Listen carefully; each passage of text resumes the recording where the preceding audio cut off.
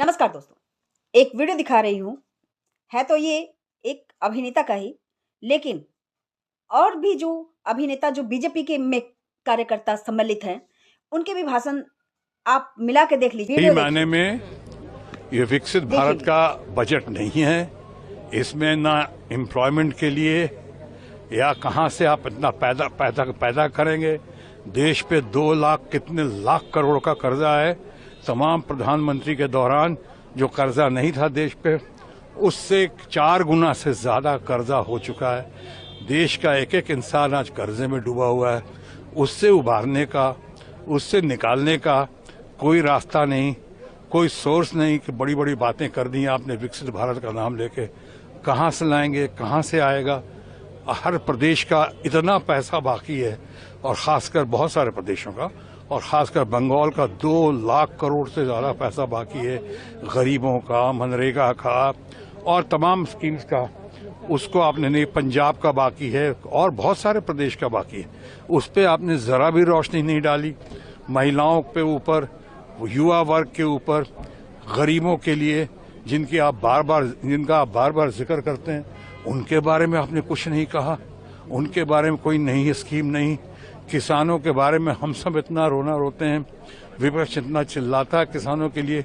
उनकी कौन सी मांग या उनके लिए कौन सी स्कीम लेकर आए, ये बताना। ये इसको मोटा मोटी आप कह सकते हैं, ये बजट जो है फेंकू बजट है और लपेटू बजट है। वो तो बताएंगे, जरूर बताएंगे। और माननीय प्रधानमंत्री जो हमारे दोस्त भी हैं, उन्होंने इस बात का जिक्र किया है कि विकसित भारत का, और वो मेज भी थपथपा रहे थे और अब उसके बाद अपनी पीठ भी थपथपाएंगे।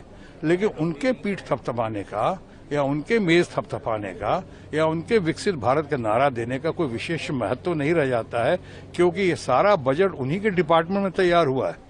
यानी पीएमओ ने ही बजट तैयार किया और पीएमओ ही पीठ थपथपा रही। ये क्या मतलब हुआ?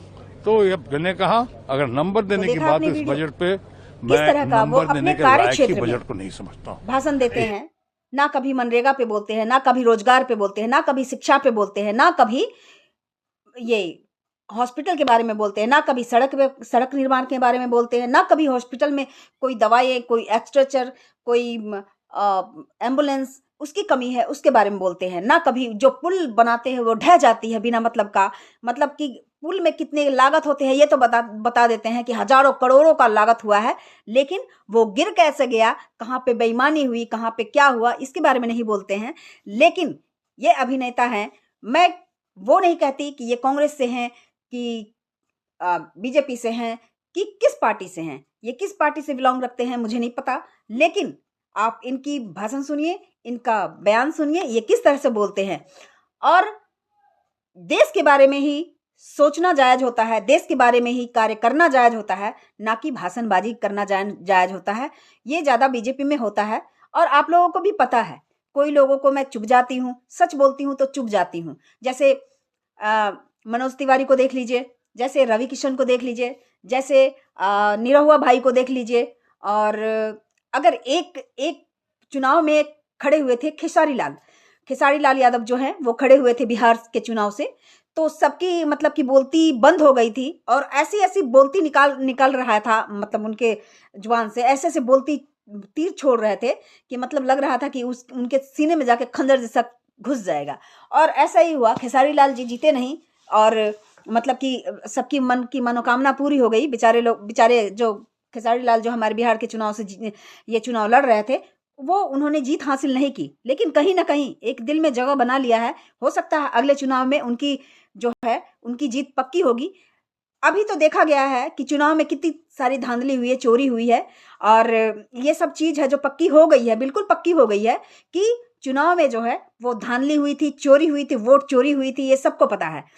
और उस चुनाव के दौरान क्या क्या हुआ था, क्या क्या कर गुजरा था, हर इंसान चोरी करने वाला, वोट चोरी करने वाला, ये सब जानता है।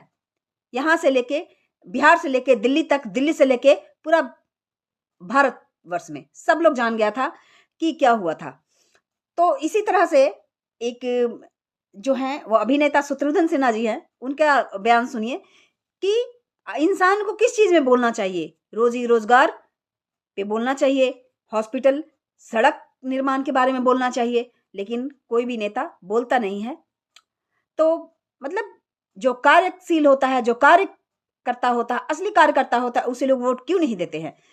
वोट उसे क्यों देते हैं जो वोट पाने के बाद में अपनी जिम्मेवारी से पीछा छुड़ा लेते हैं। वोट मांगने समय वो पैर भी पकड़ लेते हैं, पैरों पे गिर भी जाते हैं। वोट मिलने के बाद में वो उसे पूछते भी नहीं है। आपका क्या ख्याल है? बताइएगा जरूर।